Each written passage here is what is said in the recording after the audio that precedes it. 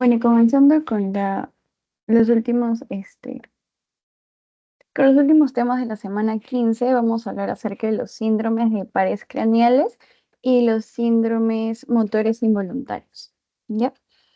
Bueno, comenzando con los síndromes de pares craneales, bueno, primero debemos acordarnos de los 12 pares craneales, de los componentes, o sea, si son mixtos, si son sensitivos, si son motores y la acción que tienen, ¿no? Porque es bastante ¿Por qué es importante saber esto? Porque, bueno, justamente estamos viendo las alteraciones que hay. Entonces, si no sabemos o no recordamos cuáles son las funciones que estos tienen, pues nos vamos a confundir bastante. Por ejemplo, el primer nervio craneal va a ser el olfatorio, va a tener dos componentes. Bueno, es un sensitivo especial, más que todo es un sensitivo.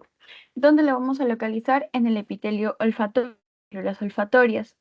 Eh, Va a salir por el orificio de la lámina cribosa del hueso etmoides, que recuerden que está en la nariz. ¿Y cuáles van a ser sus acciones principales? Bueno, más que todo olfato, ¿no? En la mucosa nasal del techo de la cavidad nasal y lados superiores del tabique nasal y cornete nasal superior. El segundo nervio craneal va a ser el óptico. Este también va a ser sensitivo especial y va a estar localizado en la retina, ¿no? Específicamente en las células ganglionares y va a salir por el conducto óptico. ¿Y cuál va a ser su acción? Pues la visión, ¿no? Los nombres de los nervios pues tienen sus funciones más que todo. El oculomotor, que es el tercer par craneal, va a tener dos tipos de componentes, el somático y el visceral. ¿Ya? El somático o el componente somático lo vamos a encontrar en el mesencéfalo y el motor visceral vamos a encontrarlo en el mesencéfalo y en el ganglio ciliar. ¿Ya? Tanto el oculomotor, el troclear y el abducens, que es bueno, el tercero, el cuarto y el sexto, se van a complementar entre sí porque los tres son parte de todo lo que es el ojo, ¿no? El oculomotor, el troclear y el abducens. Por eso, pues van a estar en la fisura orbitaria superior y fisura orbitaria superior, como lo pueden ver acá. Entonces, bueno, continuando con el oculomotor, ¿no? Este va a tener bastantes funciones. Bueno, más que todo va a inervar todo lo que son los rectos interno y externo, superior e inferior, ¿no? Perdón, ya. Luego, claro, bueno, va a inervar lo que son los músculos recto superior, recto inferior, medial, oblicuo inferior y elevador del párpado superior, o sea, todo lo que tiene que ver con el ojo, eleva el párpado superior, rota el globo ocular superior, inferior y medial.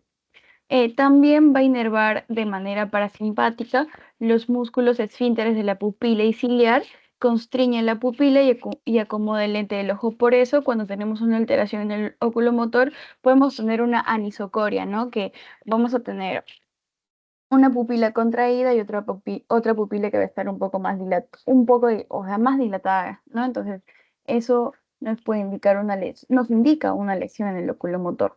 Luego tenemos el troclear, que es el cuarto nervio craneal, es de tipo somático, se va a encontrar en el mesencéfalo. También, bueno, su salida va a ser también por la fisura orbitaria superior y va a inervar lo que es el oblicuo superior, que ayuda a la rotación inferolateral del ojo, o sea, como que diagonal interna, como si quisieras mirar a tu nariz, ya eso, o inferiormente cuando se aduce. Luego el trigémino va a ser el quinto par y este va a tener tres ramas, ¿no? El oftálmico, el maxilar y el mandibular, y cada uno pues va a inervar una parte de la cara. Bueno, sí, una parte, ¿no? Porque toda la cara lo inerva el facial. Ahí, esperen. Entonces ya esta es nuestra cara y lo van a dividir lo van a dividir en tres partes. Ya. El B1, B2. Bueno, B2 y B3. No sé por qué no escribe. Y este es B2. Bueno, ya, el del medio es B2. Ya, entonces, mm, con respecto al oftálmico y el maxilar, van a ser sensitivos somáticos y van a tener pues su origen en el ganglio del trigémino. y van a salir por la fisura orbitaria. Bueno, en caso del oftálmico, va a salir por la fisura orbitaria superior y el maxilar por el agujero redondo. El oftálmico va a darle sensibilidad a la córnea, a la piel de la frente, por eso pues está inervando toda la parte que es el tercio superior de la cara, el cuero cabelludo, los párpados, la nariz, la mucosa de la cavidad nasal y los senos paranasales.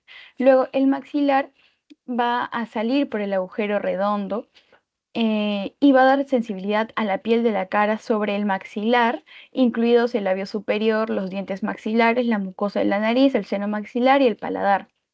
Y luego tenemos el mandibular, ¿no? Que este sí es motor somático. Y este va a tener su origen en el puente y va a salir por el agujero oval. ¿Ya? El maxilar tiene dos salidas, ¿ok? El agujero redondo y el agujero oval.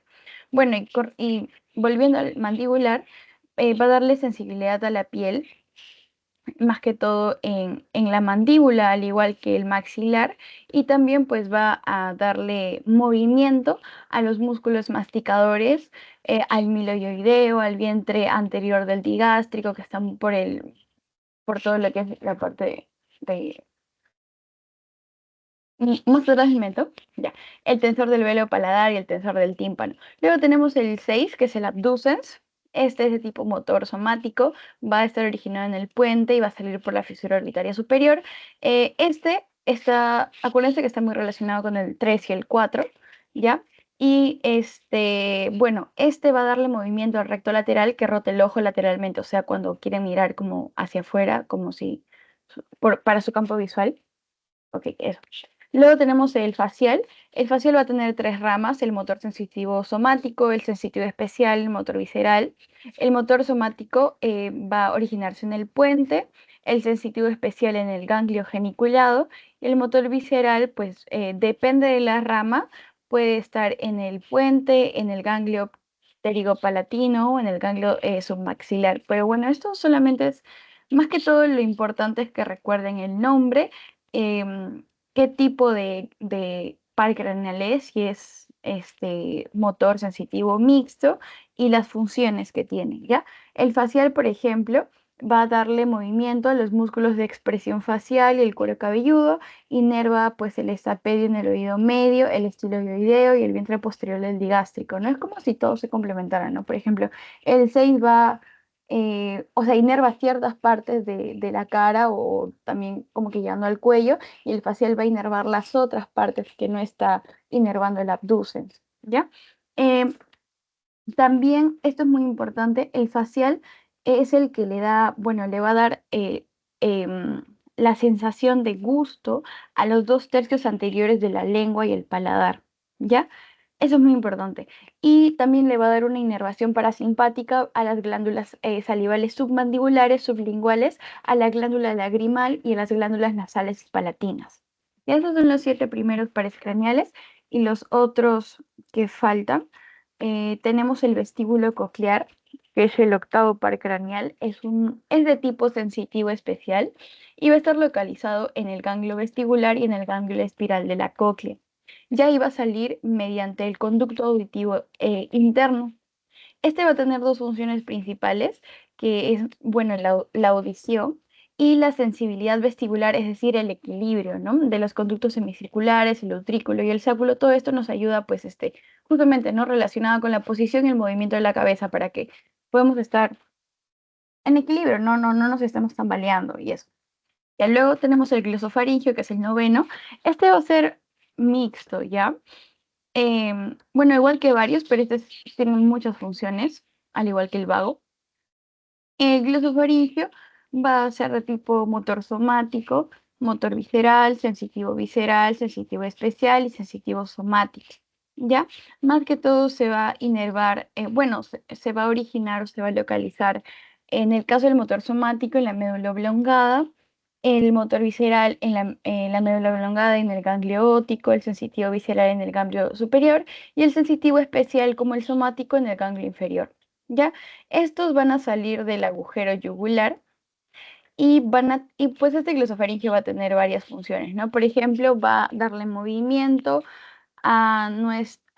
bueno, para poder deglutir, ¿no? Nos va a ayudar y va a ser el encargado de que las partes ahí se unan y funcionen correctamente para que se pueda deglutir de manera óptima. Ya esto es muy importante en el glosofaringio. También es inervación parasimpática de la glándula parótida. También nos va a dar sensibilidad visceral en la glándula parótida, en el cuerpo de esto, en los senos carotídeos, en la faringe y el oído medio. También este nos va a terminar de dar toda la inervación de la lengua, ¿no? Porque nos va a dar el gusto del tercio superior, del tercio posterior de la lengua. Los 2 tercios anteriores lo inervaba el facial, recuerdo. Y también nos va a dar una sensibilidad cutánea en el oído externo. Ahora, el vago es el que tiene más funciones, ¿ya? Mm, por ejemplo, va a tener un componente motor somático que va a estar en la médula oblongada, un motor visceral que también va a estar en esta médula oblongada, o también va a estar en las vísceras. También vamos a tener el sensitivo visceral que va a estar en el ganglio superior, al igual que el sensitivo somático, y el sensitivo especial lo vamos a tener en el ganglio inferior. También van a salir del agujero yugular y va a tener, como expliqué, como dije, varias funciones, ¿no? Por ejemplo, le va a dar movimiento a los músculos constrictores de la faringe, a los músculos intrínsecos de la laringe, a los músculos del paladar, a excepción del tensor del velo del paladar, porque eso también lo inerva el facial. También le va a dar este movimiento al músculo estriado de los 2 tercios superiores del esófago. Entonces, tanto el glosofaringio y el vago nos van a ayudar a deglutir, especialmente el glosofaringio, no se olviden. También nos va a dar una inervación parasimpática en el músculo liso de la tráquea, los bronquios, el tubo digestivo y el músculo cardíaco. También nos va a dar sensibilidad visceral en la base de la lengua, la faringe, la laringe, la tráquea, los bronquios, el corazón, etc.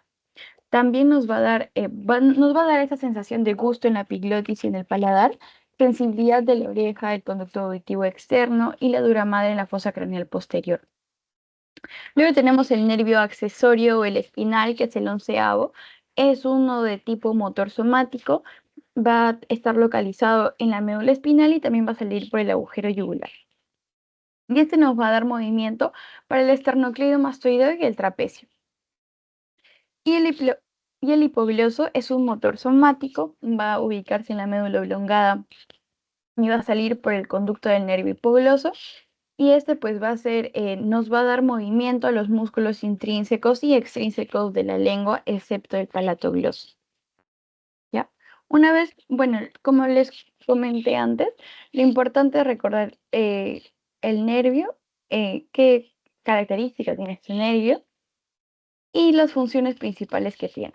Ya, de los más importantes, considero yo que les puede venir es el facial, el trigémino, el oculomotor. El olfatorio y el óptico son bastante fáciles, ¿no? Olfatorio, olfato, óptico, vista, pero el oculomotor, bueno, también es la vista, pero tiene pues funciones un poco más específicas. Ya el oculomotor, el trigémino, ¿por qué? Porque se divide en tres. Ya, entonces, esto y el facial, ¿no? Por ejemplo, este de acá. ¿M? También o sea, nos da movimiento a la expresión facial, ¿ya?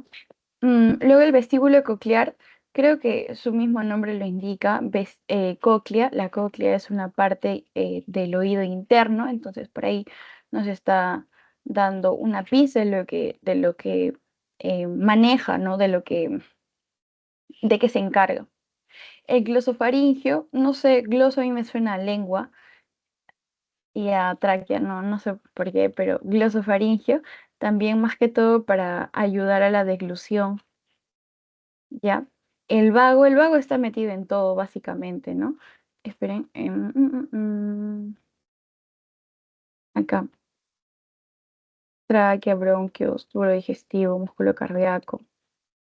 El accesorio también es fácil, solamente inerva 2 nervios, el esternocleido y el trapecio, y el hipoglosso, ¿no? Que nos da movimiento a los músculos intrínsecos y extrínsecos de la lengua.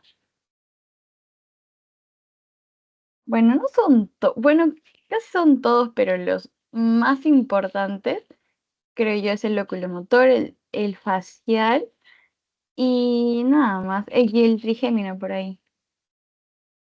Ya bueno, sigamos. Ah, ya bueno. Y este es pues un resumen de las lesiones de los nervios craneales que se pueden encontrar, ¿no? Por ejemplo, si nosotros lesionamos el primer par craneal, por ejemplo, hay una fractura de la lámina cribosa, sabemos que el primer par craneal es el olfatorio, ¿no? ¿Cuáles van a ser los hallazgos que podemos encontrar? La anosmia, que es básicamente la pérdida del olfato, la rinorrea del líquido cefalorraquídeo, también porque por ahí podemos haber hecho unas fisuras o algo. También tenemos bueno, ese es el caso del olfatorio. En el caso del óptico, por ejemplo, si hay un traumatismo directo en la órbita o el globo ocular, o una fractura que afecta al conducto óptico, esto nos va a dar una pérdida de la contracción pupilar. Y si hay una compresión de la vía óptica, una laceración, un coágulo intracerebral en los lóbulos temporales, parietales, occipitales, nos va a dar defectos en los campos visuales, ¿no? Porque va a estar aplastando, ¿no? Nosotros sabemos que eh, la vía óptica, bueno, básicamente es una vía, ¿no? Entonces, si se comprime, pues es como si lo están bloqueando, ¿no? Entonces no va a poder ejercer las funciones que usualmente hace. Luego, el tercero es el oculomotor, ¿no? Por ejemplo, si hay una compresión del nervio por una hernia del uncus o una fractura que afecta al seno cavernoso o también aneurismas, esto nos va a dar como resultado pupilas dilatadas, tosis, ojo rotado hacia abajo y hacia afuera, se perderá el reflejo pupilar en el lado de la lesión, ¿ya? Hay uno que es al lado de la lesión y otro que es como que mirando a la lesión, entonces ahorita lo vamos a ver, pero el que es en el lado de la lesión es el tercer par craneal. Luego el cuarto, por ejemplo, cuando hay un estiramiento del nervio a lo largo de su recorrido por el tronco del encéfalo, una fractura de la órbita, nos va a dar como resultado una incapacidad para mirar hacia abajo cuando el ojo está aducido, ¿ya? O sea, cuando está o sea, mirando como hacia tu nariz, no se va a poder mirar hacia abajo. Luego tenemos el quinto par craneal, cuando por ejemplo hay una lesión de los ramos terminales como el B2, que es el maxilar, en el lecho del seno maxilar o de repente hay procesos patológicos que afectan al ganglio del trigémino. Esto nos va a dar una pérdida de las sensaciones dolorosas y táctiles, parestesias, que como saben son como hormigueos, falta de contracción de los músculos maceteros y temporales, y una desviación de la mandíbula hacia el lado de la lesión al abrir la boca. Luego tenemos una lesión en el sexto, por ejemplo, en el sexto par craneal, ¿no? En la base del encéfalo, tal vez por fracturas que afectan al seno cavernoso o a la órbita. Esto nos va a dar como resultado que el ojo no va a poder moverse lateralmente y va a haber una diplopía en la mirada lateral. Y en el nervio facial, que es el séptimo, se puede dar por una laceración o contusión en la región parotidia, una fractura de hueso temporal o un hematoma intracraneal. ¿Ya? En caso de que sea una laceración o contusión en la región parotidia, nos va a dar una parálisis de los músculos faciales. La persona no va a poder cerrar el ojo, va a haber caída del ángulo de la boca y no se forman arrugas en la frente. Ya cuando no sé si han podido hacerle un examen neurológico al paciente, pero lo más fácil, por ejemplo, de medir dentro de los pares craneales es la frente. Bueno, es el nervio facial, más que todo la frente, ¿no? Porque le dices al paciente, a ver, como que alce las cejas, y si lo puede hacer es que pues su séptimo par está funcionando bien, ¿no? Si no puede, pues ahí fijarse qué está pasando. Luego sigue una fractura del hueso temporal. Eh, Va a haber lo que había arriba, por ejemplo, parálisis de los músculos faciales y todo lo que les he mencionado, y también va a haber una afectación que se asocia al nervio coclear, es decir, al octavo par craneal, y la cuerda del tímpano. También va a haber sequedad de la córnea, pérdida de gusto en los dos tercios anteriores de la lengua. Ya eso es bastante importante. Y si hay un hematoma intracraneal, van a haber arrugas en la frente debido a la inervación bilateral del músculo frontal, y además puede haber parálisis de los músculos faciales contralaterales, o sea, de lado a lado. Luego, el octavo paracraneal, en caso haya un tumor del nervio como un neurinoma del acústico, va a haber una pérdida progresiva de la audición unilateral y acúfenos, ¿no? Que son como tinnitus, esos como que ruidos en el oído. Si hay una lesión en el noveno par, como por ejemplo una lesión del tronco del encéfalo, laceración profunda del cuello, puede haber una pérdida del gusto en el tercio posterior de la lengua, una pérdida de sensibilidad en el paladar blando del lado afectado. Si hay una alteración en el décimo nervio, va a haber una lesión del tronco del encéfalo o laceración profunda del cuello, y eso pues va a dar una caída del paladar blando, una desviación de la úvula hacia el lado sano, una ronquera debido a la parálisis del pliegue, que es justamente pues el vago también va a inervar todo lo que es la faringe, la laringe, entonces por ahí va a haber como que una ronquera vocal. Em, si hay una alteración en el onceavo paracraneal, como una laceración en el cuello, puede haber una parálisis del esternocleidomastoide de las fibras superiores del trapecio, como la caída del hombro. Y si hay una alteración en el doceavo, como una laceración del cuello o fracturas en la base del cráneo, la lengua va a estar protruida y también se va a desviar hacia el lado afectado. También va a haber una disartria moderada, es decir, el paciente no va a poder gesticular, no gesticular, no va a poder hablar de manera adecuada, o sea, se le va a dificultar. Ya bueno, ese sería el resumen. Y ahora hablando un poco más de el examen físico de cada nervio, vamos a tener primero el nervio olfatorio, ya, esto casi no muchas veces lo he visto que se haga dentro del hospital, pero igual está acá, ¿no? Más que todo, para, bueno, al paciente se le va a tener que realizar el examen de los 12 pares craneales para ver que todo esté funcionando de manera normal. Y comenzando con el nervio olfatorio, pues se va a ocluir eh, de manera separada cada fosa nasal. Entonces se le va a exponer una sustancia para que inhale 3 a 4 veces y que el paciente lo identifique. Esta sustancia puede ser café, alcohol, perfume, que es lo que usualmente se utiliza, pero como comento, no lo he visto muchas veces. Ahora, ¿cuáles son las patologías que podemos encontrar? Como lo hemos dicho anteriormente, la anosmia, la hiposmia. La hiposmia es que si el paciente va a seguir oliendo, ¿no? Pero con menos intensidad. La parosmia es que va a haber una alteración del olfato. Eh, la cacosmia es cuando el paciente va a comenzar a oler pues, de manera distorsionada o mm, va a comenzar a sentir olores más desagradables en donde pues usualmente hay otro olor, alucinaciones olfatorias o hiperosmia, ¿ya? ¿Y cuál va a ser la etiología, ¿no? de estas patologías? Como lo habíamos comentado anteriormente, traumatismos craneales, enfermedad de fosas nasales, envejecimiento, o también se puede dar por fármacos, ¿no? Como los corticoides, como los fármacos de quimioterapia, la cocaína o la anfetamina. Ahora, con respecto al nervio óptico, pues nuestra exploración se va a basar en 4 puntos: en la agudeza visual, en el campo visual, en la visión de colores y en el fondo de ojo. Con respecto a ay, con respecto a la agudeza visual, vamos a, vamos a tener que evaluar a nuestro paciente de 3 maneras: con respecto a la visión cercana, a la visión lejana y a la visión periférica. Cuando es una visión cercana, se hace mediante la cartilla de Jäger, que se le coloca al paciente en unos 30 centímetros de distancia a su cara y tiene que leer, ¿no? Y el valor aceptable es un valor de 0,6. La visión lejana se da con la cartilla de Snellen, que es la típica cartilla que ponen en una pared cuando, no sé, se quieren ir a medir la vista. Y la visión periférica. Luego el segundo punto sería el campo visual, que se va a evaluar la perimetría, también llamada campimetría, y campo visual por confrontación, es decir, a cuánto llega nuestro campo visual. Y acá van a estar las patologías que hemos mencionado anteriormente. Ya, por ejemplo, vamos a tener, por ejemplo, una lesión parcial del nervio óptico. ¿Y esto por qué se va a dar? Porque hay un escotoma homolateral, ¿ya? ¿Qué significa?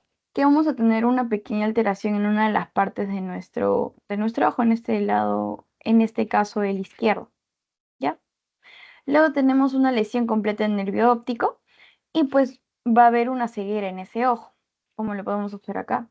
Y pues, ay, no lo puedo agrandar más, pero la lesión estaría en esta zona de acá.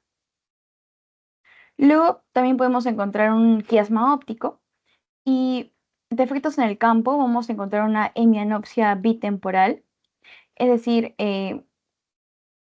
no vamos a poder observar, o sea, nuestros dos ojos van a estar como que mal, pero, o sea, la mitad de un ojo va a estar mal y la mitad del otro ojo va a estar mal, por así decirlo, ¿no? ¿Por qué? Porque el quiasma óptico pues va a inervar las partes como que más laterales de los globos oculares. Luego tenemos el tracto óptico, que se va a reflejar en los defectos del campo como una hemianopsia homónima. Es decir, pues tenemos nuestros dos ojos anormales, ¿no? Y los puntos en donde no vamos a poder observar van a variar, ¿no? Por ejemplo, acá en el derecho va a ser en el lado inferior lateral y en el lado izquierdo va a ser como que en el lado superior medial, ¿no? Los que están de moradito son como que las zonas en las que no podemos observar del todo, ¿no? Nuestra visión no está completa.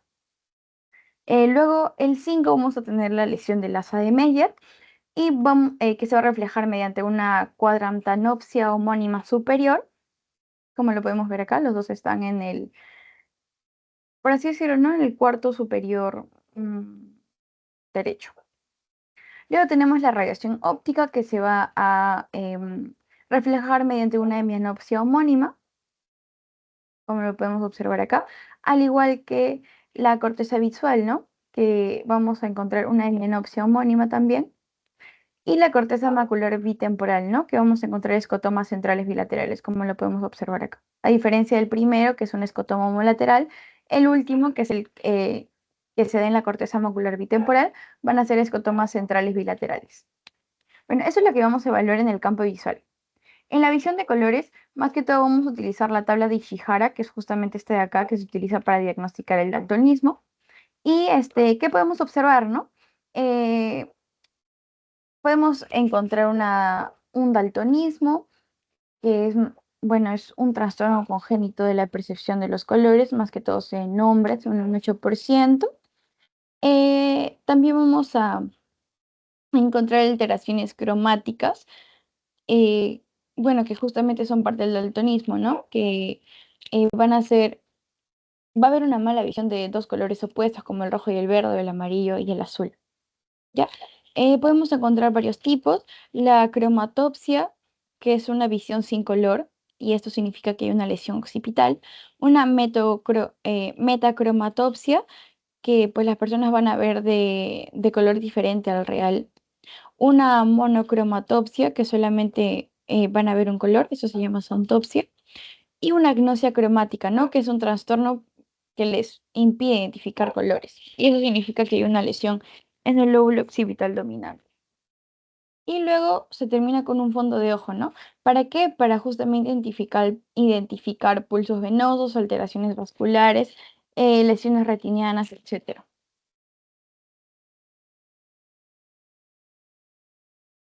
Ya, bueno, también en el fondo de ojos se busca descartar o confirmar ciertas patologías, como por ejemplo el edema de papila, ¿no? Eh, que vamos a ver que la papila va a estar como que muy, muy abombada, muy hinchada. Su contorno no va a estar del todo visible. Va a haber ausencia de pulso venoso y arterias delgadas. Y en estadios avanzados el edema de papila se puede ver como hemorragias en llama, alargadas y perivenosas.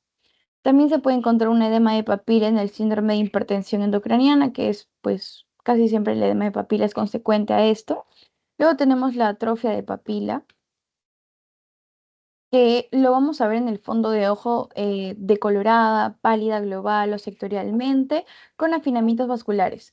¿No? Esta atrofia de papila puede ser simple o primaria o secundaria. Si es simple o primaria, no hay cambios previos en la papila, van a haber bordes nítidos y va a ser de color blanco nacarado, ¿no? Pero si es secundaria, va a haber un edema de papila previo, también van a haber bordes borrosos, va a ser como un blanco sucio y un velamiento vascular. También se busca en el fondo de ojo una neuritis óptica, que es frecuentemente encontrada en mujeres de 20 a 40 años, y una neuritis óptica retrovulvar. Bueno, y esta neuritis óptica, lo importante es que este es el comienzo, ¿no? De la esclerosis múltiple. Y la neuritis óptica retrovulvar, que van a tener síntomas similares a la neuritis óptica, pero no se observan alteraciones iniciales en el fondo de ojo. Ya luego, en el tercer, cuarto y sexto par craneal se juntan porque sus funciones se complementan, ¿ya? Eh, Viendo en esta tabla de acá, el recto interno va a estar inervado, bueno, el oculomotor va a inervar lo que es el recto interno, el recto superior, el recto inferior y el oblicuo menor inferior. El cuarto va a inervar el oblicuo mayor o superior y el sexto va a inervar el recto externo lateral. El recto interno va a aducir, ¿no? Que es un movimiento hacia adentro. El recto externo va a abducir, que es un movimiento hacia afuera. El recto superior pues va a elevar e intorsionar. Y el recto inferior va a ir hacia abajo, o sea, va a hacer que podamos mirar hacia abajo y extorsionar, o sea, hacia afuera, o sea, hacia abajo y hacia afuera. Ay. Luego, el oblicuo mayor o superior eh, nos va a ayudar a que el ojo pueda descender, o sea, y pueda haber una rotación interna. Y el oblicuo menor inferior nos va a ayudar a que el ojo pues pueda mirar hacia arriba y hay una rotación externa. ¿Ya? Bueno, con respecto a la exploración de estos nervios, no, primero se va a inspeccionar la posición de la cabeza, si hay presencia de tosis palpebral. Recordemos que la tosis es cuando nuestros párpados están más caídos de lo normal, ya, o exoftalmos. También si hay alteración en los nervios oculomotores, que justamente pues van a causar diplopía, eh, y evaluar la imagen real y doble en los campos horizontales y verticales. También se van a usar movimientos oculares, o sea, se va a evaluar los movimientos oculares mediante el movimiento en H para poder evaluar en cada ojo si puede hacer todos estos movimientos, y eso significaría que todos los músculos del ojo, ¿no? Están funcionando de manera correcta, ¿ya? También en estos tres pares se va a revisar lo que es la motilidad ocular extrínseca, ¿no? ¿Por qué? Porque, pues, bueno, eso es lo que habíamos visto, ¿no? La motilidad ocular extrínseca. Se ve todo lo que es los movimientos oculares voluntarios, reflejos auditivos, visual y postural.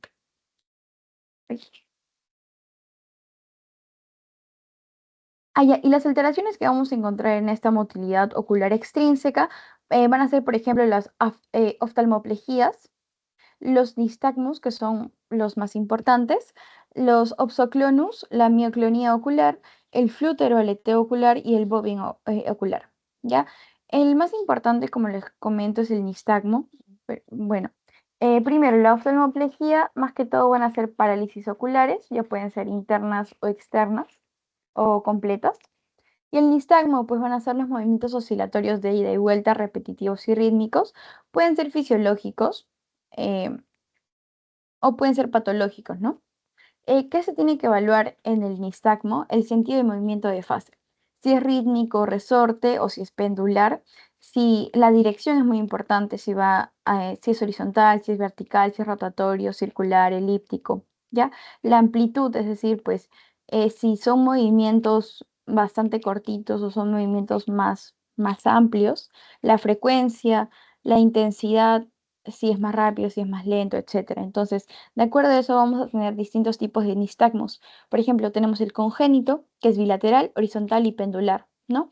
La intensidad de esta va a aumentar cuando cuando le piden al paciente que solamente mire a un solo punto, ¿no? Y va a disminuir con el parpadeo. Ya en este nistagmo congénito no hay deterioro de la función visual. También tenemos el de tipo optocinético, que es una respuesta normal provocada. Luego tenemos el vestibular, que va a tener ese movimiento de resorte y va a estar dada por una lesión periférico central. Va a ser unidireccional, rotatorio u horizontal. Y el de tipo cerebeloso va a ser bidireccional y se incrementa al mirar al lado de la lesión. ¿Ya? Luego tenemos el lobsocleonus, que van a estar presentes en lesiones troncales y cerebelosas. Luego tenemos la mioclonía ocular, que son movimientos rítmicos, pendulares, verticales, y van a estar asociados a la mioclonía sincrónica del paladar, lengua, músculos faciales, etcétera.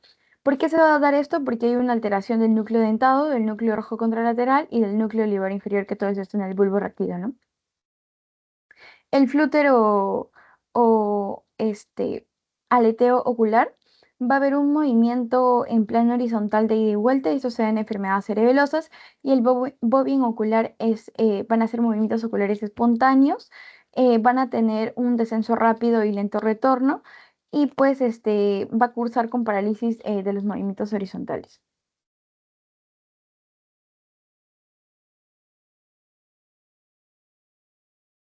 Ay, espera, ya, a ver. Allá, no se puede ver. Ya. Mm, mm. Y ahorita, bueno, había puesto un link de un video para que más o menos puedas identificar cómo son los nistagmos. A ver, no tiene, no tiene sonido, así que, espera, lo voy a poner en, ahí, ¿ya? Ahí ves que son movimientos bastante repetitivos y dependiendo de dónde esté como que ubicado o sea, dónde esté fijando su mirada, ¿no? Vas a ver que como que los movimientos pueden ser horizontales, verticales, etcétera. ¿Ya? Mm, mm, mm.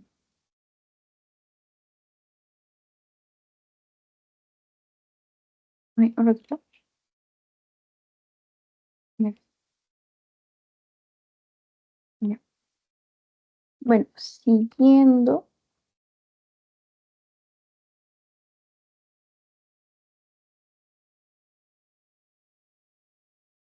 Ya, siguiendo tenemos, eso sería por parte de la motilidad ocular intrínseca y por parte de la motilidad ocular, bueno, extrínseca. Por parte de la motilidad ocular intrínseca vamos a tener la miosis y la midriasis, ¿no?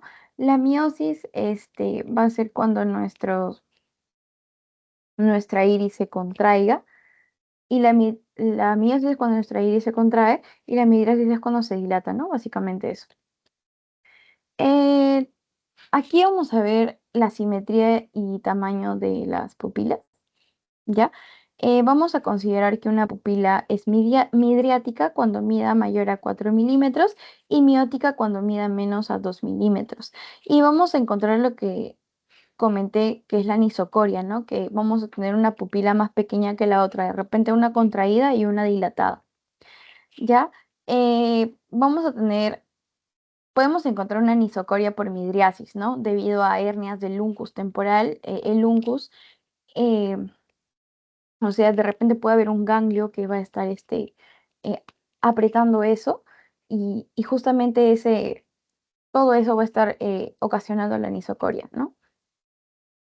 Que pues nos daría bueno, sería, ¿no? Debido a una parálisis completa del tercer par. También nos puede dar un nipus y una miosis, ¿no? Que eso nos puede dar en meningitis, en una uremia o en intoxicación por opiáceos. Esta miosis puede ser bilateral y paralítica, por ejemplo, en cuadros vasculares agudos protuberanciales o unilateral, como por ejemplo en el síndrome de Pancoast, que es por la lesión del centro hipotalámico. Ya, y también vamos a encontrar el síndrome de, no sé cómo pronunciarla, Porphyr-Dupétit, donde vamos a tener un paciente con midriasis, exoftalmos y lo más importante, el aumento de la hendidura palpebral, ¿no? Que esto va a estar dada por irritación simpática secundaria, tumores del mediastino del vértice pulmonar. Ya, bueno.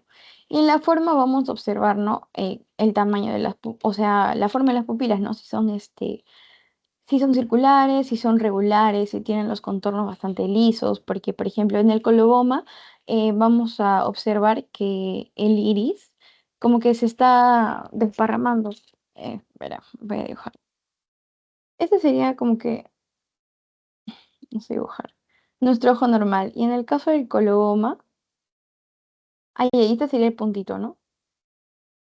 Ya, en el caso del coloboma, como que el puntito se va hacia abajo, así, como que se desparrama. Ya, así. Eso también es bastante importante ver. Ya. Y también vamos a evaluar las respuestas reflejas, ¿no? Por ejemplo, si hay ausencia de reflejo fotomotor, si la pupila es tónico-perezosa o hay ausencia de reflejo consensual. Ya, por ejemplo, cuando hagan sus exámenes en la parte de todo lo que es este sistema nervioso, usualmente van a encontrar que es ponen pupila cirla, ¿ok? Entonces, cirla significa, me olvidé, a ver un ratito. Mm.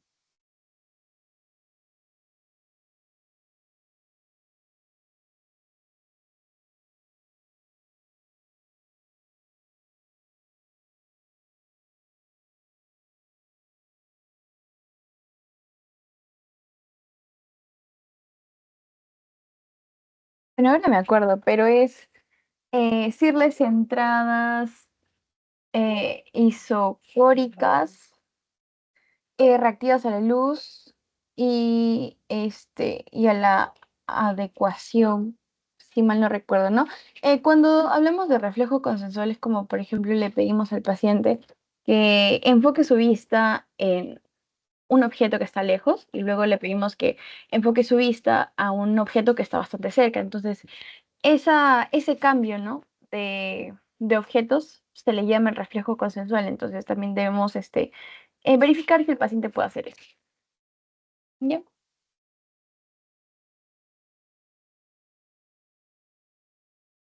Luego tenemos la alteración del nervio trigémino, que es el quinto. Si hay una lesión completa en nervio trigémino,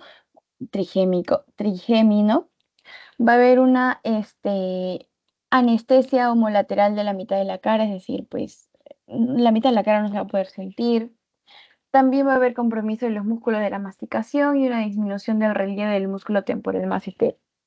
Y con respecto a la apertura bucal, si hay una alteración de este nervio, va a haber una desviación de la mandíbula al lado afectado y va a tener un aspecto oblicuo oval. Ahora, la clasificación de las lesiones del nervio trigémino van a ser tres: las supranucleares, las nucleares y las infranucleares. En las supranucleares vamos a ver que su control motor es bilateral y vamos a poder encontrar el síndrome pseudobulbar, que pues va a cursar con compromiso grave e hiperreflexia masseterina. Luego, en las nucleares va a ser de tipo parálisis unilateral o bilateral, va a haber atrofia del músculo massetero y temporal y va a haber hiporreflexia o arreflexia masseterina. Esto se puede dar en las esclerosis laterales amiotróficas, en el síndrome vulvar, etc. Las infranucleares va a ser más que todo una afección sensitiva de una o más ramas del trigémino. Puede ser causado por tumores de ángulo pontocerebeloso, o por neuralgia del trigémino. Justamente esta neuralgia del trigémino va a ser de tipo idiopática o secundaria. En caso sea idiopática, primaria o presencial, va a tener un dolor lancinante, paroxístico, más que todo en la noche, y pues puede estar en una o más ramas sensitivas de este trigémino. Ya usualmente la rama 2 o la rama maxilar es la más afectada. Y en la secundaria vamos a tener el ganglio de Gasser, más que todo este, ¿no? Va a ser un dolor continuo, motor y reflejo. Ahora, con respecto al nervio facial, vamos a observar más que todo lo que es la cara, ¿no? Las simetrías en las arrugas frontales, la oclusión palpebral, es decir, si el paciente puede cerrar de manera simétrica y adecuada los dos ojos. También le vamos a pedir al paciente que haga movimientos, ¿no? Para evidenciar en caso de que haya un déficit motor, arrugar la frente, como estaba comentando anteriormente, elevar las cejas, fruncir el ceño, ocluir o cerrar los párpados, abrir la boca, mostrando los dientes, silbar, soplar, ¿no? Para darnos cuenta si, por ejemplo, los músculos maceteros y masticatorios están funcionando de manera adecuada. Ya, y en caso del paciente no pueda realizar esto que le acabamos de pedir, pues puede ser por diferentes alteraciones. En caso sea del nervio facial, puede ser una parálisis facial central, una periférica, un espasmo hemifacial. Ya bueno, con respecto al nervio auditivo, también llamado nervio vestibulococlear o nervio estatoacústico, que es el octavo, vamos a tener diferentes pruebas, ¿no? Para poder medir la audición. Tenemos la prueba de Weber, la prueba de Rine y la prueba de Schwabach, ¿ya? Por ejemplo, en la prueba de Weber, nosotros, bueno, más que todo se va a utilizar un diapasón, que es este de acá, o bueno, es como si fuera una U con un palito, ¿ya? Entonces justamente se va a hacer vibrar este diapasón y se le va a poner en el centro de toda la cabeza del paciente, ¿no? En el vértex craneal. Y vamos a preguntarle al paciente, bueno, justamente cuando este diapasón va a estar vibrando, eh, vamos a preguntarle al paciente si a qué lado a qué lado del oído, como el oído izquierdo, el oído derecho, va a estar escuchando esta vibración, porque sí se escucha. Entonces, si solamente como que escucha en un lado o en el otro, o sea, no escucha en los dos, vamos a decir que es un Weber lateralizado, es decir, que va a haber una patología o una alteración en el otro oído, ¿ya? Entonces, justamente con la prueba de Weber podemos encontrar la hipoacusia. Ay, espera, ay, este. Bueno, vamos a encontrar la hipoacusia de conducción. Es cuando va a haber una pérdida de audición en el oído medio. Y esto se va a dar por alteración del conducto auditivo externo, timpánico u óseo. ¿Ya? Entonces, ¿qué nos va a orientar a que el paciente tenga una hipoacusia de conducción? Cuando el paciente va a oír más la vibración que hacemos en el oído afectado. ¿Ya? Y en caso sea una hipoacusia de percepción, que va a ser una pérdida de audición también del oído interno, es cuando el paciente va a oír el diapasón, la vibración del diapasón más fuerte en el oído normal, ¿ya? Esta prueba de Weber es poco confiable, porque hay algunos, pues bueno, hay algunas personas que no saben utilizar mucho el diapasón o lo pueden hacer más fuerte, más lento, entonces pueden haber algunas dudas ahí. Luego tenemos la prueba de Rine. La prueba de Rine es el mismo diapasón vibrando en la apófisis mastoides, ¿no? En la parte de atrás. Y lo tenemos que dejar ahí hasta que el paciente nos diga que ya terminó de percibir la vibración, ¿ya? Y una vez que el paciente como nos indique que ya no sienta la vibración en la apófisis mastoides, por ejemplo, si se lo ponemos en la apófisis mastoides derecha, una vez nos indique el paciente que ya o sea, terminó de sentir la vibración, ponerle el diapasón en el oído derecho, ¿no? En el conducto auditivo derecho. Si esto lo percibe normal, o sea, si todo está bien, va a ser un RINE positivo, ¿ya?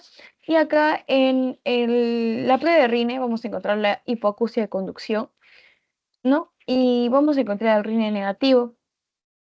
que nos va a decir que pues no trata de decir que existe mejor transmisión, o sea que la conducción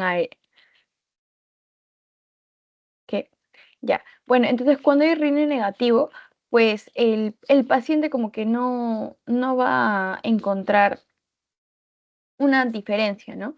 Cuando se le pone en la apófisis mastoide y en el conducto auditivo externo. Ya, y la prueba de Schwabach, ¿no? Es colocar también el diapasón vibrando en la apófisis mastoide, midiendo los segundos durante los cuales el paciente percibe el sonido. Si el paciente lo percibe por más de 20 segundos, es una prueba alargada, y si lo percibe por menos de 16 segundos, es una prueba cortada. Y acá también se va a medir lo que es la hipoacusia de conducción, que es justamente la prueba alargada, si lo escucha más de 20 segundos, o una hipoacusia de percepción, que la prueba se encuentra cortada cuando el paciente la escucha en menos de 16 segundos. Ya, como habíamos, bueno, esta es la rama coclear, ¿no? Y también tenemos que ver la rama vestibular, ¿ya?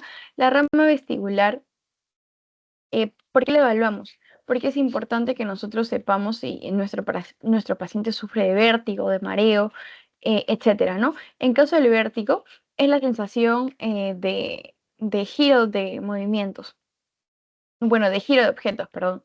Entonces, el vértigo puede ser objetivo o subjetivo. El objetivo es cuando las cosas giran a su alrededor, y el subjetivo es cuando percibe que él se está moviendo. Entonces es bastante importante saber esto porque por ahí, si es objetivo, podemos, bueno, igual, ¿no? Si el paciente nos indica que tiene vértigo, se le tiene que hacer el test de Romberg, ¿no? Que ahorita lo vamos a ver. Luego, el mareo también puede ser otra sintomatología que el paciente refiera, ¿no? Este mareo va a ser indefinido, va a ser poco preciso. El paciente como que va a decir, bueno, se expresa usualmente que parece que está borracho, ¿no? Entonces, eso, ¿ya? Em, Justamente en los vértigos, en los mareos, va a haber un incremento de función de uno de los laberintos, y puede ser, las lesiones pueden ser de tipo irritativas o de tipo destructivas. En casos de irritativas, eh, se va a producir un nistagmo que se va a producir al mirar al lado de la lesión, y el destructivo es un nistagmo que se produce al mirar al lado sano, ¿ya? Entonces, eso también tenerlo en cuenta. Mm. ¿Ya? Mm, mm, mm. Bueno, con respecto a los reflejos de la rama vestibular, vamos a encontrar el vestíbulo ocular y el vestíbulo espinal. El vestíbulo ocular va a estabilizar los ojos en relación al espacio, y el vestíbulo espinal va a manejar todo lo que es la posición de la cabeza con respecto al medio, y mantiene la postura del cuerpo, ¿ya? Eh, para medir, ¿no? Más que todo el reflejo vestíbulo espinal, se va a utilizar la prueba de los índices, ¿no? Que, por ejemplo, se le pide al paciente, ¿no? Que alterne entre tocarse la punta de la nariz entre dedo y dedo, ¿no? Por ejemplo, así, y al otro lado. Bueno, hay varias, hay punta nariz, punta oreja, etcétera, ¿no? Entonces, si el paciente no puede hacer estas pruebas, es una alteración cerebelosa, casi en el 90%. Luego tenemos el romber laberíntico, que es una prueba, ¿no? El paciente tiene que estar de pie, con los ojos cerrados, y pues tenemos que ver si el paciente como que se mueve como un péndulo, ¿no? Si no puede tener una estabilización si está con los ojos cerrados. Si no puede, es un romber negativo, ¿no? No, perdón. Si sí puede mantenerse estable, es un romber negativo. Pero si no puede, es un romber positivo, ¿no? Entonces significa que hay una alteración en la rama vestibular. Luego está la marcha de estrella de Babinski-Weil, que se va a dar con los ojos cerrados. También con los ojos abiertos se puede ver una marcha en zigzag, lateralizada hacia el lado hipovalente, y la prueba de Unterberger, que es cuando el paciente de pie con los ojos cerrados debe marcar el paso 30 veces y al tener la alteración hay una rotación del cuerpo en el sentido del laberinto afectado. Bueno, lo más importante de acá, a ver, lo más importante del octavo, pues sí, pues son las pruebas. Y lo más importante de la rama vestibular es que diferencien, ¿no? El vértigo del mareo. También, ¿no? Si el tipo de lesión es irritativo o destructivo, qué características tiene. Y y el reflejo vestíbulo espinal. Más que todo el vestíbulo espinal, el vestíbulo ocular, pues no tanto. Luego, con respecto al nervio glosofaringio, van a haber lesiones nucleares, ¿ya?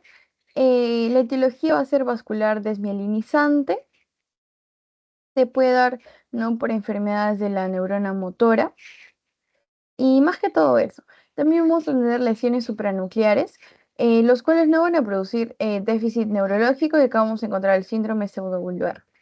Luego también tenemos las lesiones infranucleares o periféricas, em, que se asocian pues a tumores, traumas, exudado inflamatorio meningio, etc.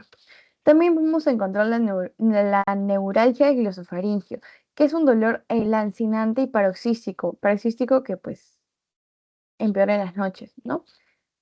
Con irradiación en la cara lateral del cuello y el oído. Este dolor va a ser desencadenado por la deglución, que es una causa idiopática, es una causa y la causa es idiopática, ¿no? La causa no se conoce, solamente se sabe que hay un dolor desencadenado por deglución. Y bueno, eso sería más que todo con el glosofaringio. Luego tenemos el nervio neumogástrico o vago, ¿no? Eh, este nervio se va a explorar mediante la laringoscopía y vamos a tener dos tipos de lesiones, la de tipo unilateral y la de tipo bilateral. En el caso de la tipo unilateral, vamos a ver que hay una separación de la cuerda vocal homolateral porque hay una pérdida de la tensión de esta. Y en la lesión bilateral vamos a encontrar que las cuerdas vocales van a estar en posición intermedia cadavérica, o sea, van a estar como que en un limbo entre abducción y aducción. Es como que se quieren, o no, como que no se deciden, no saben si quieren estar abiertas o quieren estar cerradas. Por lo que va a haber una afonía, disnea con tiraje y cornaje, ¿no? Porque como que van a estar entre apretados, entre contraídos y dilatados, algo así. ¿Ya? Luego tenemos el nervio espinal, que es el octavo par craneal. Acá vamos a encontrar, ¿no? La parálisis del esternocleidomastoideo. Ya va a haber una hipofunción en la rotación de la cabeza del lado opuesto. Eso es más que todo lo más importante. Y también recordemos que el nervio espinal inerva lo que es el esternocleidomastoideo y el trapecio.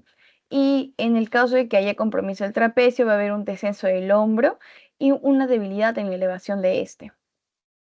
Y el nervio hipogloso, bueno, vamos a encontrar varias lesiones. Por ejemplo, no es muy frecuente que solamente el nervio hipogloso así aisladamente se altere, sino va a estar asociado con otros pares como el noveno o el décimo. Y vamos a encontrar lesiones supranucleares, ¿no? Por ejemplo, vamos a encontrar, al igual que en el noveno, el síndrome pseudovulvar. También vamos a encontrar que estas lesiones se van a dar por traumas o tumores y vamos a tener dos tipos de lesiones, ¿no? La lesión unilateral y la bilateral. La unilateral es cuando la lengua, vamos a ver que se desvía al lado del hemicuerpo parético, pléjico asociado, o sea, el lado enfermo, por así decirlo. Y la lesión bilateral va a ser a nivel del bulbo, va a haber atrofia, fasciculaciones, enfermedad de la neurona motora. Ya. ¿Hasta ahí tienes alguna pregunta? Por el momento no. Aquí. Ya, entonces, continuando con las preguntas. Ay, ya, ¿cuál es el principal signo de daño del nervio facial? Como es facial, sería algo, bueno, hay pérdida de la sensibilidad del rostro, Ya, parálisis facial. ¿Cuál, la A o cuál? Sí. Sería más parálisis. Ujú. Bueno, ya, entonces sí, justamente sería parálisis facial. Y cuando nosotros hablamos de la sensibilidad del rostro, recuerda que estamos hablando del trigémino, ¿ya? Tanto el trigémino y el facial van a tener como que funciones en la cara, ¿no? No, no, es la. Pero vamos a ponerla acá porque está bien más reciente. Pero, por ejemplo, el trigémino,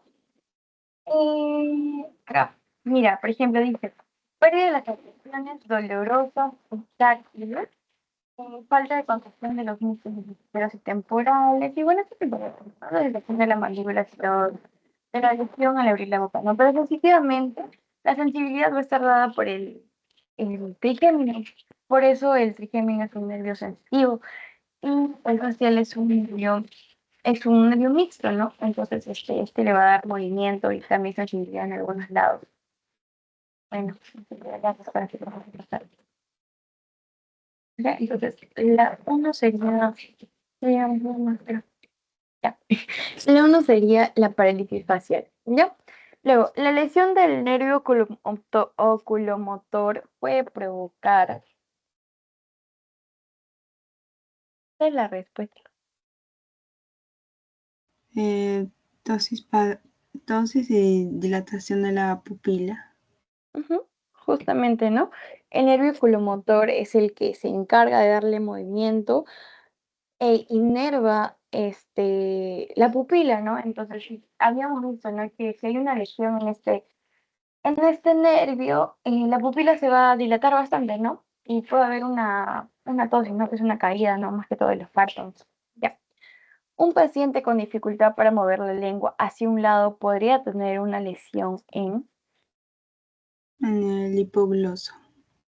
Ujú. Justamente, ¿no? Es lo que estábamos viendo, ¿no? Cuando hay una lesión en el hipogloso, el paciente va a tener una dificultad para mover la lengua hacia el lado, pues, hacia el lado lesionado. Luego, la pérdida de la capacidad para sentir el sabor de los 2 tercios anteriores de la lengua indica una lesión de. Eso lo repetí. Sin el facial. Ujú. Sí, ay, sí, el facial. ¿Ya? Ya, claro, los 2 tercios anteriores es el facial y el tercio posterior. ¿Quién lo inervaba? Mm, hipogloso. Glosofaringio, no, espera. Hipogloso. No, no me Ya, acuerdo no. bien. Es el glosofaringio. A ver, espérate. Creo que sí, es el glosofaringio. A ver, a ver. Mm, mm, mm. Creo que el glosofaringio. Ay, sí, mira. Ay, sí.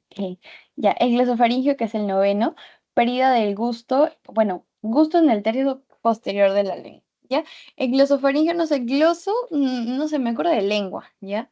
Glosofaringio, ya, bueno, no sé. Entonces, sí, el facial es el que inerva los 2 tercios anteriores y glosofaringio el tercio posterior. Ay, perdón, ya. La disfonía y dificultad para tragar podrían ser un signo de lesión de. El nervio vago. Ujú. Justamente, ¿no? Porque vemos que tanto el vago y el glosofaringio se van a encargar, ¿no? De todo lo que es la deglución, pero habíamos visto, ¿no? Que si hay una alteración en el vago, así como que de repente están entre medio contraídos y medio dilatados, van a haber disfonías o roncos. Ya bueno, y eso sería todo por las alteraciones de los pares craneales. Me avisas si tienes alguna duda, si no, para seguir con síndromes motores involuntarios. Sí, seguimos, está bien.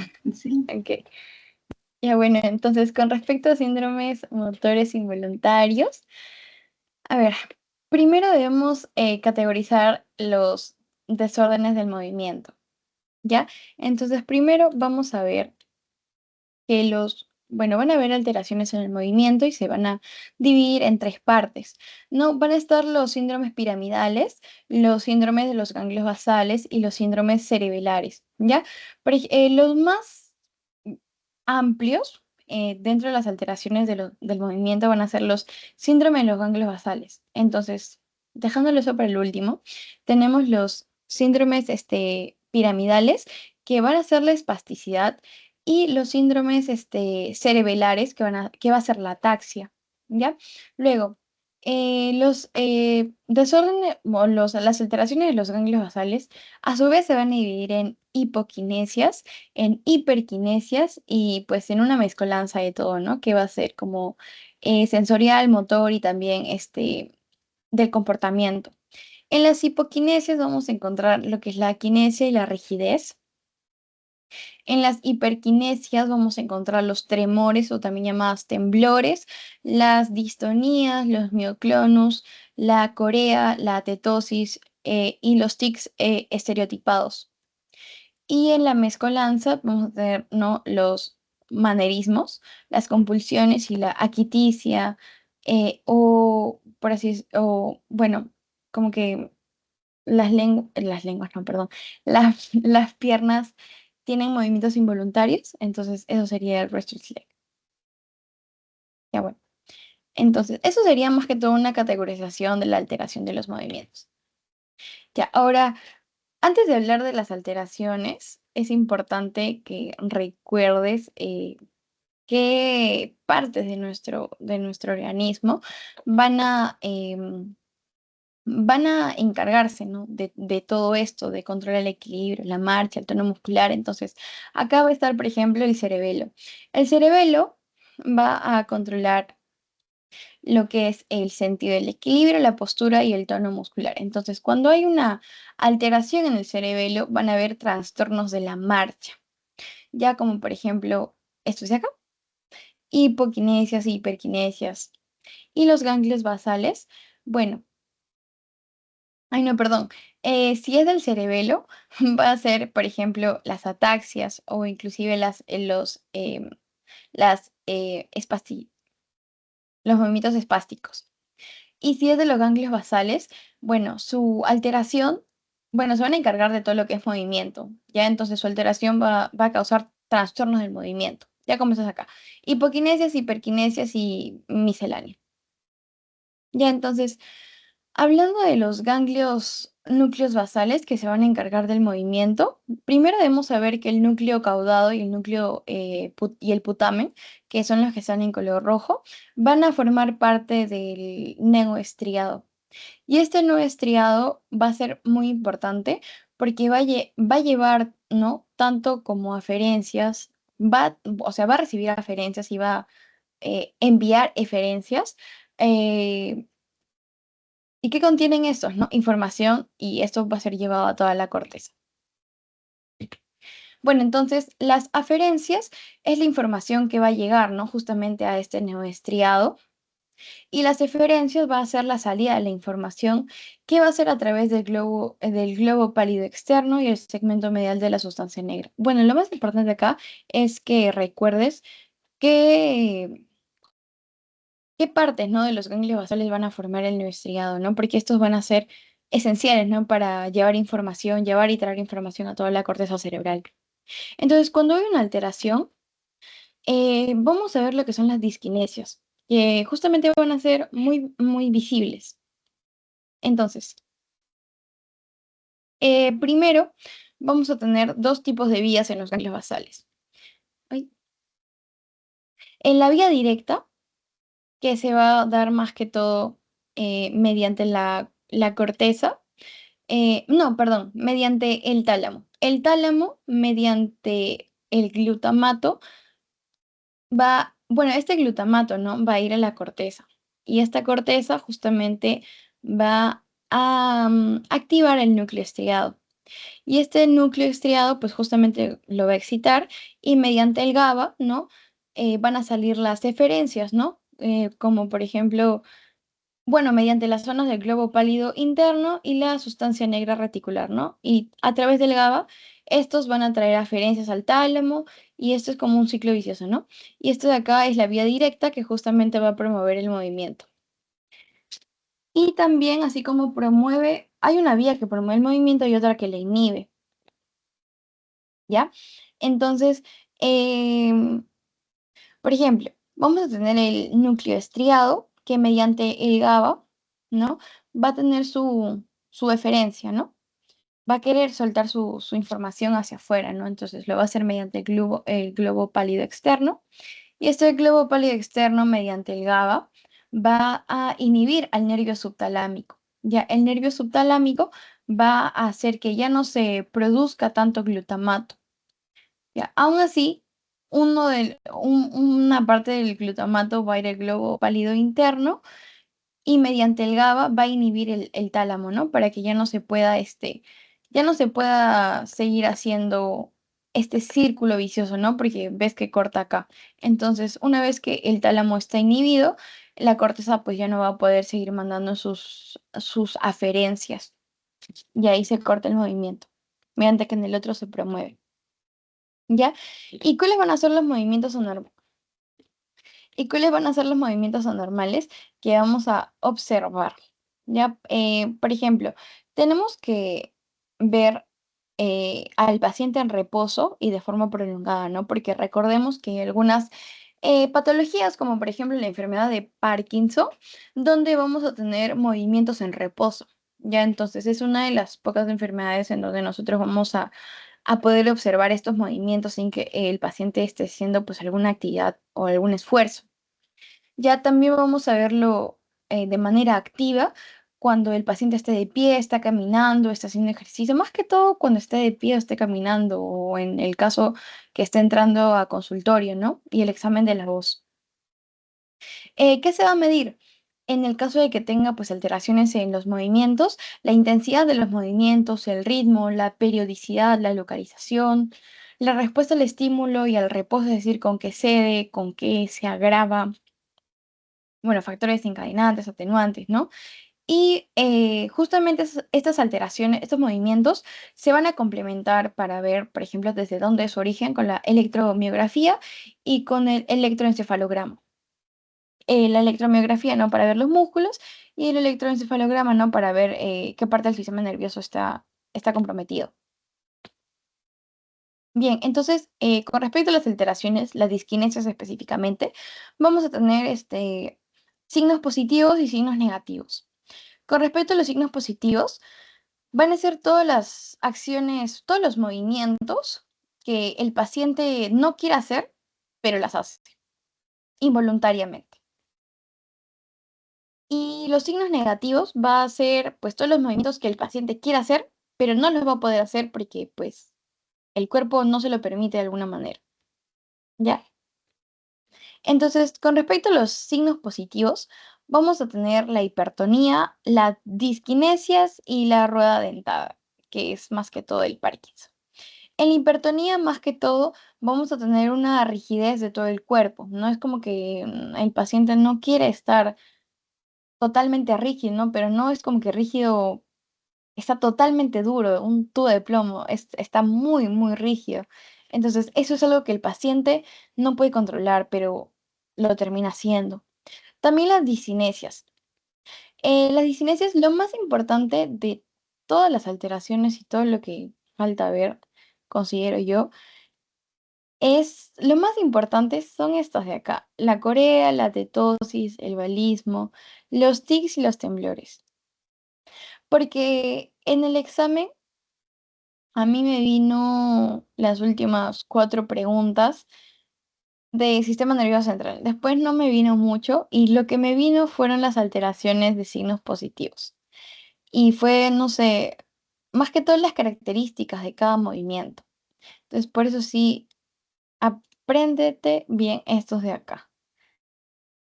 Entonces, por ejemplo, en las discinesias vamos a tener la corea. La corea va a ser, pues, hay una enfermedad bastante relacionada, ¿no? Que es la corea de Huntington, y justamente van a van a tener movimientos coreicos, como se llaman. Entonces, los movimientos coreicos se van a caracterizar por ser rápidos, por ser espasmódicos y van a comenzar en extremidades distales, por ejemplo, en manos y pies, y también pueden ser en la cara, ya como fasciculaciones. Luego tenemos la tetosis. La tetosis van a ser movimientos lentos, van a ser serpenteantes en extremidades, pero más que todo lentos, mientras que la corea es rápida, es espasmódico, no sabes cuándo va como que aparecer, la tetosis es bastante lenta.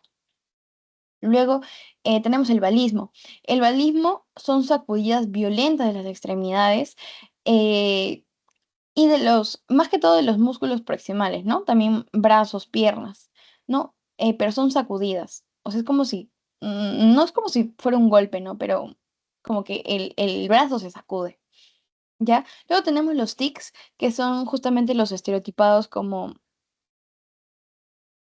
ya, son estereotipados y repetitivos. Y los temblores o tremores, que van a ser rítmicos, oscilantes y van a ser distales más que todo en manos. Y luego también encontramos la rueda dentada en Parkinson. Este más que todo es un signo. Por ejemplo, no sé si has podido ver, por ejemplo, en hospitalización de repente, no sé si habrás visto un paciente con Parkinson y cuando le haces el examen neurológico, una de las características que tienen las personas con Parkinson ya mediana, moderadamente avanzada, es que, como por ejemplo, tú le haces flexionar la rodilla, tú le flexionas la rodilla, supongo que esa es la rodilla. Tú le flexionas la rodilla y le pides que lo extienda y lo siga como que lo extienda, lo flexione, lo extienda, lo flexione, lo extienda. Y mientras va haciendo eso, tú vas tocando la rodilla, o sea, pones tu mano en la rodilla, vas a sentir como crujidos. No, crujidos no, perdón. El paciente como que va a bajar o va a flexionar y va a extender su rodilla como que en tiempos, como que así, chuc, chuc, chuc, y también lo sube otra vez, así por tiempos. Entonces, eso es lo que se llama rueda dentada y eso es bastante notorio y sí se llega a sentir en pacientes con Parkinson moderadamente instaurados en la enfermedad, ¿ya? Luego tenemos los signos negativos, que justamente son acciones que el paciente pues quiere ejecutar, pero pues no va a poder hacerlos. Y acá tenemos la bradicinesia, la aquicinesia y las posturas anormales, ¿ya? En la quisinesia no van a haber paresias ni parálisis y en posturas anormales vamos a tener las distonías y las camptocornias. La verdad no he visto casi bueno, no he visto en realidad ninguna pregunta de esto, es lo que sí, como te comento, estas de acá, que son los signos positivos. Bueno, hablando de la enfermedad de Parkinson, bueno, ¿por qué va a ocurrir? Ay, no, ya bueno. Esta va a ocurrir, a ver, un ratito. Mm,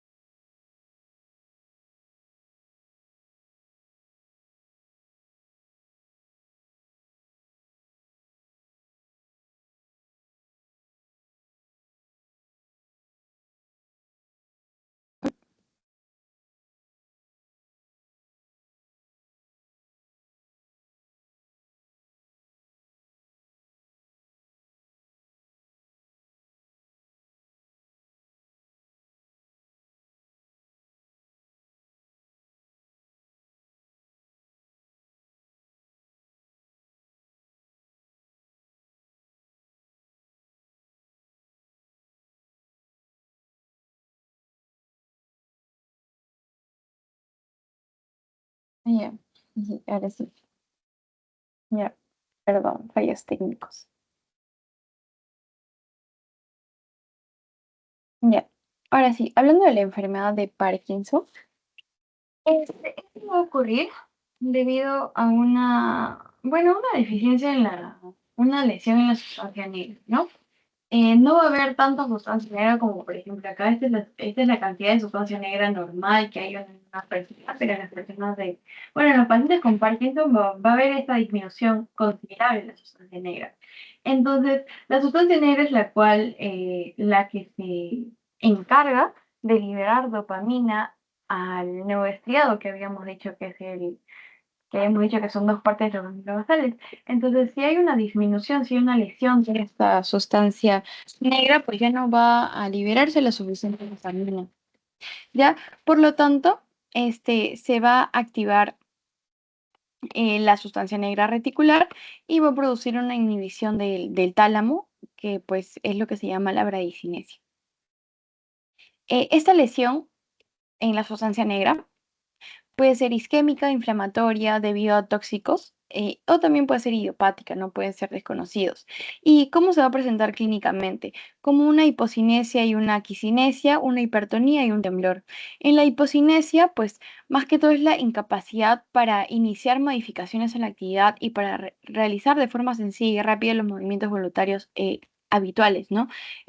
Un paciente con Parkinson usualmente pues va a tener muchas dificultades para realizar movimientos usualmente que son usualmente sencillos, ¿no? Por ejemplo, bueno, en resumen, ¿no? Los movimientos voluntarios van a demorarse en iniciar, son lentos e insuficientes, mientras que los automáticos, como la mímica, el balanceo de brazos al andar, están abolidos, ¿no? Por eso hay una fase bastante característica que es la fase parkinsoniana.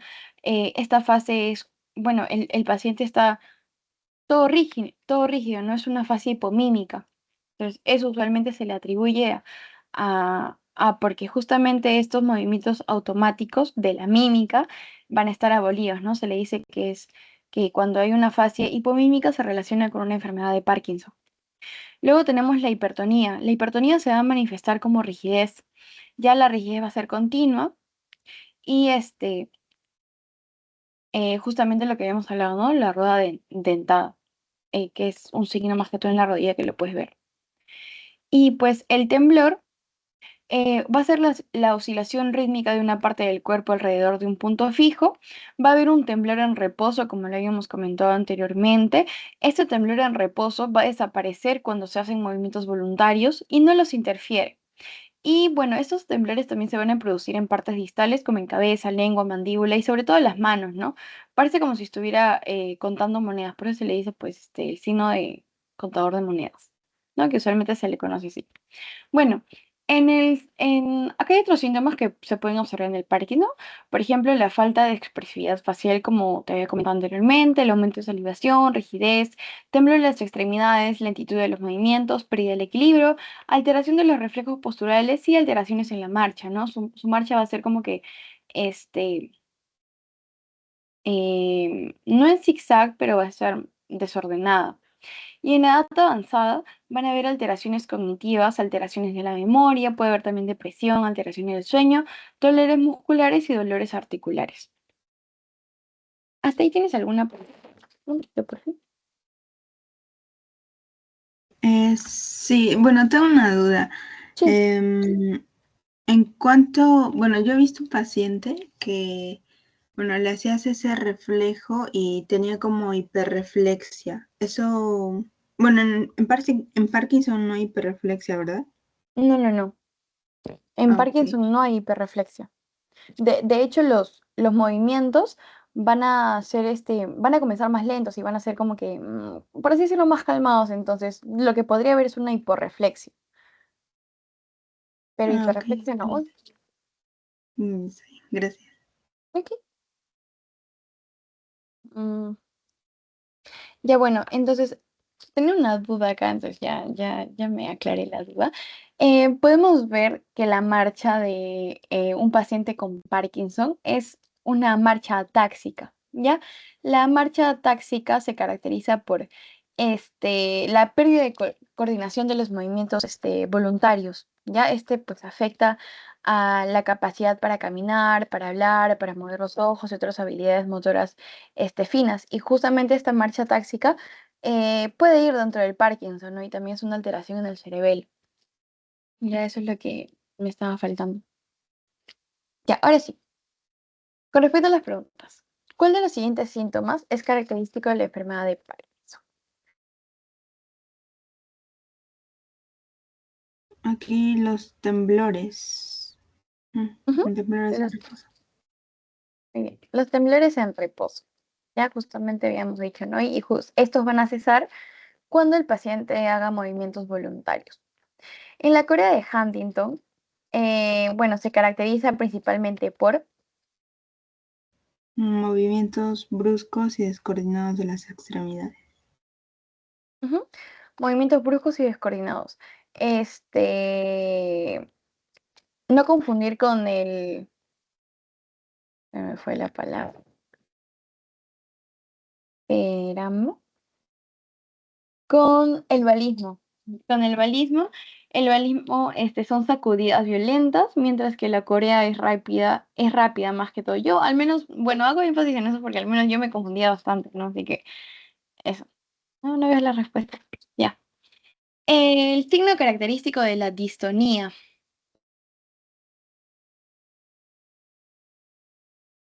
Eso, contracción sostenida de músculos. Esa parte puedes volver a repetir, por favor, pero creo que Ujú. es la...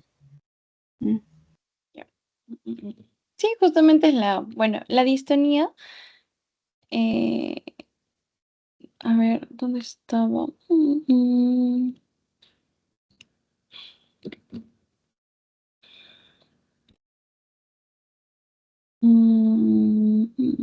Hipertonía, discinesis, aquí está, ya. Las distonías va a ser primero, la distonía es un signo negativo, ¿ya? Entonces la distonía es un trastorno neurológico que justamente pues va a provocar contracciones voluntarias, contracciones involuntarias y van a ser sostenidas, ¿no? Entonces como que el paciente, bueno, son posturas anormales, no es que el paciente lo quiere ejecutar, pero al final no puede hacerlo, es más, sería al revés, el paciente no los quiere hacer, pero al final los termina haciendo, sin embargo, es categorizado como un signo negativo, ¿no? Entonces las distonías son movimientos involuntarios y sostenidos, ¿no? O sea, pueden estar un bastante rato con esa contracción, por así decirlo. A ver, ¿qué más? ¿Qué más? ¿Qué más? ¿Y qué era la camtrocornia? Ya, la camtocornia, no me acuerdo, déjame ver. Ok, Mm, mm, está bien. mm.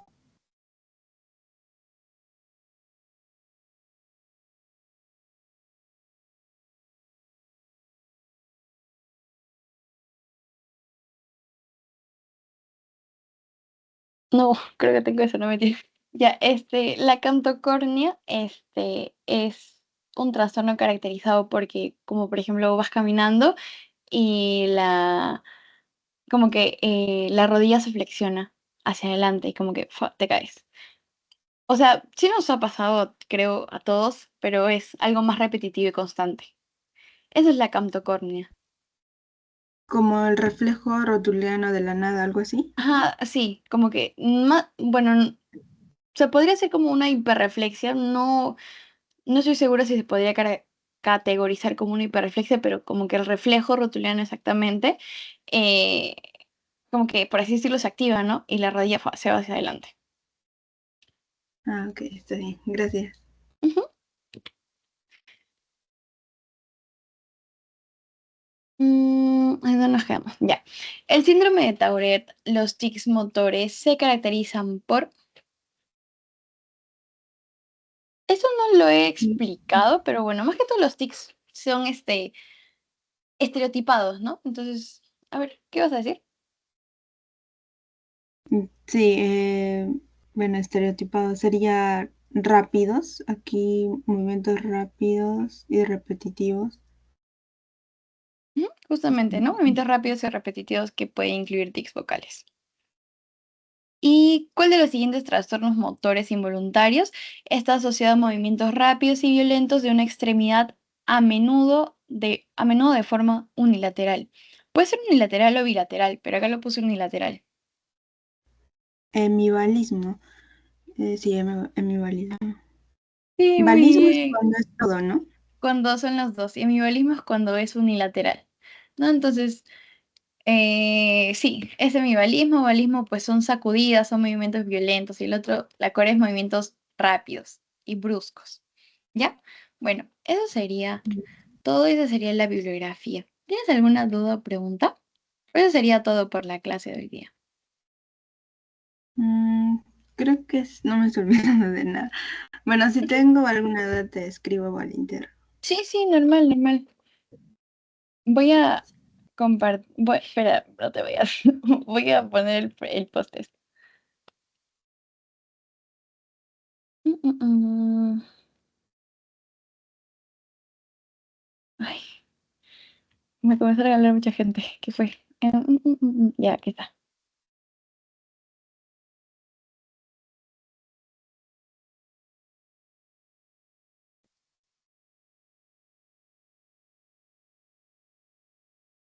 Ya, listo.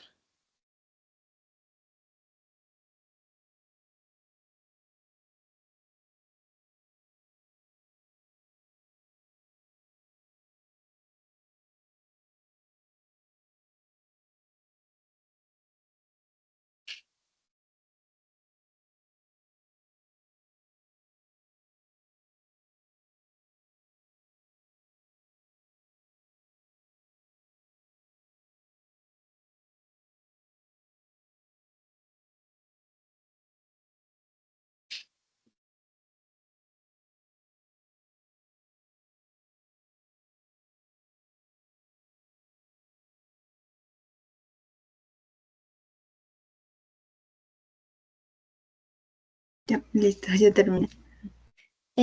Ya, ok, entonces, haciendo la retroalimentación, bueno, tenemos la lesión del nervio oculomotor puede provocar, La B, dosis y dilatación. ajá, entonces y dilatación de la pupila. Ya. Luego, un paciente con dificultad para mover la lengua hacia un lado podría tener una lesión en En el hipogloso. hipogloso. Y el glosofarín, espérate, hipogloso o glosofarín, me confundí. Tan, tan, tan, tan. Ah, sí, está bien, hipogloso. Ya.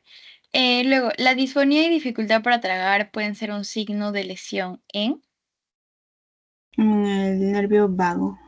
ujú.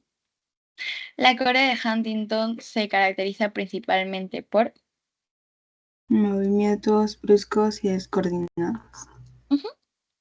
¿Y cuál de los siguientes trastornos motores involuntarios está asociado a movimientos rápidos y violentos de una extremidad, a menudo de forma unilateral? Hemivalismo. Sí, muy bien. Listo. Bueno, eso sería todo por la clase de hoy. Cualquier duda, cualquier cosita me puedes preguntar con total confianza. Ya está bien, gracias. Bye, cuídate.